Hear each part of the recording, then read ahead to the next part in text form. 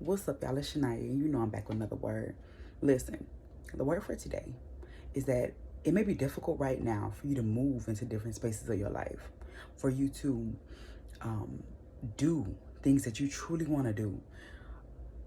And even some of us are getting blockage in the things that we really, really want because God is saying right now that there is enough on our plate. There's already enough on your plate. And I think we underestimate that. We like to feel productive. We want to shoot for the stars. We want to be the best that we can be. And there's nothing wrong with it. I'm not telling you that you're doing anything wrong for wanting to be better, for wanting to put yourself out there, for wanting to have a relationship or friendships or a new job or to go back to school or whatever. But sometimes we're getting blockages mentally, physically, emotionally, and especially in the actual physical realm where we're receiving rejections. People are saying no. Things are really hard the progress is being stopped, and things are hard to bring into completion because God is already saying you have too much on your plate right now. See, for a long time, I have been trying to get a job. I've been trying to get a job for months, and there seems like there's no jobs that will hire me, or there are no jobs that will work with my school schedule, right? And my school schedule, even with the little bitty classes I'm taking right now, is so hectic because I go to school more days than I'm out of school. And I also, the classes I'm taking are heavy classes. I'm taking the major sciences, anatomy, physiology, chemistry, microbiology. I take these hard classes that need at least 15 hours or more of study time a week. So listen, you guys, I've been really, really overwhelmed and in my head about not having a job because I want to be able to still provide for my family. I want to still be able to do certain things, pay my bills without worrying, go places, take my daughter out, do the certain things that I'm not able to do right now freely, right? And there was a position I applied for at my school where the guy reached back out to me via email just a couple weeks ago asking me to set up an interview. And I told him when I was free. And he emailed me back like, oh, this position has been closed for months. I'm sorry about, the miscommunication. I was letting him know, you just emailed me this morning. He was like, no, I didn't. I forwarded him the email that was sent to me. He was like, oh my gosh, I'm so sorry. That email was supposed to be sent out months ago. I've already filled this position, but you were one of the candidates that I really wanted to get it. And I was a little frustrated, a little bit, because it seems like every time I really want something, when I'm really wanting something, it's not working out. And this immediately reminds me, I'm gonna speak about it, but it reminds me of when I was pregnant with my daughter. I wanted a job so bad when I was pregnant with my daughter because I wanted to start making money and saving money so I can be prepared for her, right? And when I tell you no job will hire me, I mean, I was 16, 17-ish, and no place will hire me. All my friends had jobs, everybody was working, but I did not have a job. And I was like, oh my gosh, y'all don't need money. I need money. I'm a mama. I'm gonna be a mama. And these jobs, no one will hire me. So it seemed to be like until after I had my daughter, until the moment I had my daughter, that was the moment that all jobs were getting back at me. That was the moment that opportunities were just knocking at my door when I had my daughter. And this, God, thank you so much. This is a revelation that you have to deal with what God is giving you right now before he's able to give you something else. See, little do you, I mean, a lot of you guys do know, but for the last year and a half, both of my grandmas, my mom's mom and my dad's mom, have been going through illnesses where we've had to take care of them. All right, my grandma on my dad's side, she had been going through illnesses for a couple months, and I had to move in with her and take care of a lot of her daily responsibility.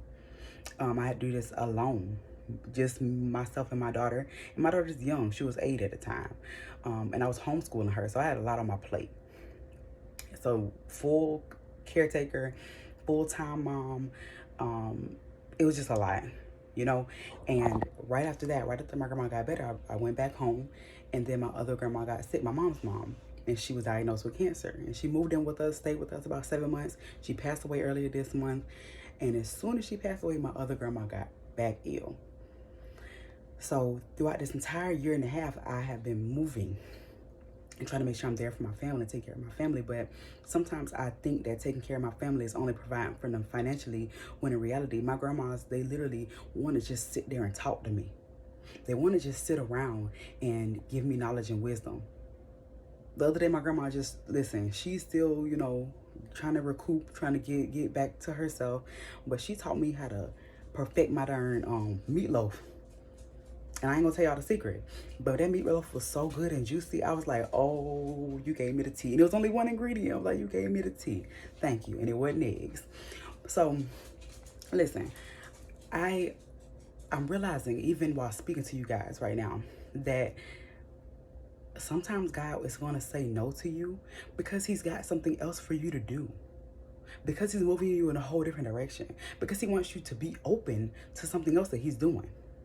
See, our lives are not about ourselves. And if I'm being honest, a lot of the reason I want to make money is for me.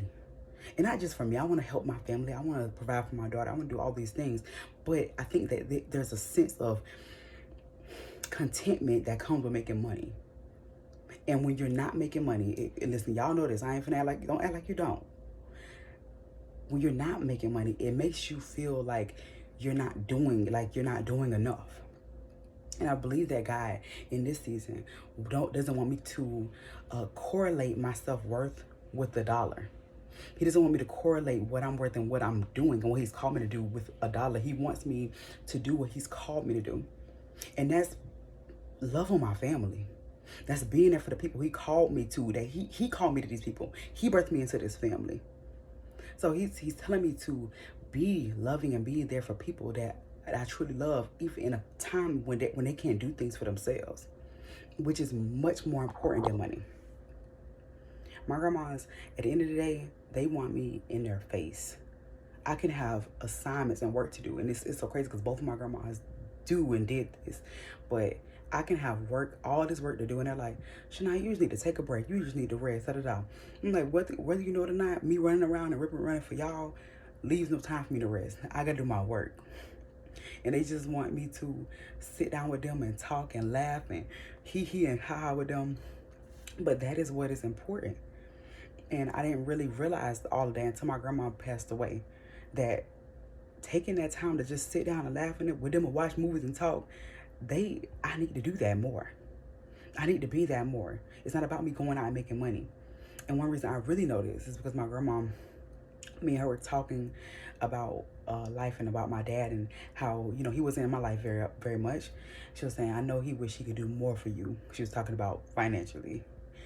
And I was saying that, listen, I think that's a cop-out because kids don't want money. Kids are not worried about money. Kids are worried about you being in their presence. Kids are worried about you being there. There's so many times where I feel so bad about the things that I can't do for my daughter because I'm not working, because I don't have money. But I am always with my daughter. She loves just being in my presence. She loves doing whatever I'm doing, whether it's cooking, whether it's exercising, whether it's creative. She wants to do what I do and be around me at all times. And I said, it's a cop-out to just talk about, oh, I wish he could just, he would have been there more and done more financially. No, I need him to be in my presence and be a dad. And she was saying that her daughters, my aunties, used to say that a lot back in the day. They would say, Mom, I thank you so much for everything you did and providing for us, but I just wish that you were there more. My grandma worked like a dog. She worked like a slave to make sure that my aunties and my dad had everything that they needed. She got divorced when they were when they're just getting out of high school-ish, and she had to deal with she has a house. She had to pay for this house alone, pay for the fixing up on this house alone. She had to pay off her cars and things alone. And I think that she was really focused her whole time because of her past on setting a foundation for herself and keeping things rolling even if nobody's there for her, rather than being this motherly figure, and actually being there. Her thing was doing what needed to be done financially. And because I see these strong women in my life, it feels so weird to not be making money.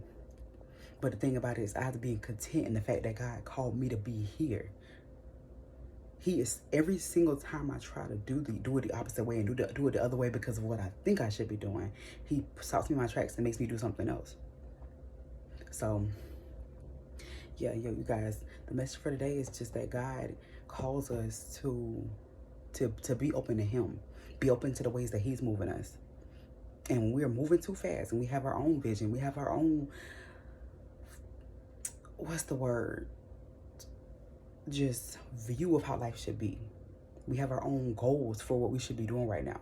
God keeps putting a stop to these things because he's calling you to do something else. He's calling you to be something else. Or he's about to put responsibility in your life that's going to overshadow that and cause you to be overwhelmed if you get into that as well.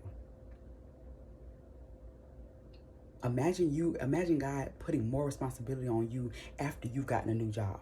Imagine God putting more responsibility on you after you have a new child. Imagine having all that to do. I'm trying to think about my life when I was having my daughter. I was in high school, I was in college, and I was about to have a kid. And then I was trying to have a job too. I was gonna go crazy.